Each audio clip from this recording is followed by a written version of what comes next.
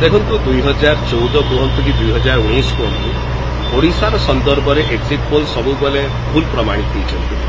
एवं 2024 exit poll गुड़िक भूल प्रमाणित है। आमर संपूर्ण जहाँ आम पाखे सर्वेज अच्छी आम जिते आम एनालिसिस करूँ ऑन ग्राउंड रू जो फीडबैक आमको मिलूँ आप जानी खुशी है जे ओडिशा रे बिजु जनता दल 21टी लोकसभा आसन मध्य एटलिस्ट मिनिमम 12टी लोकसभा सीट में जितुछु आउरी अधिक जिति पार एवं विधानसभा 3/4 मेजोरिटी सहित आम सरकार करछु। माननीय मुख्यमंत्री श्री नवीन पट्टनायक नेतृत्व में एक सुदृढ़ एक स्ट्रांग स्टेबल गवर्नमेंट हवा को जाउछि।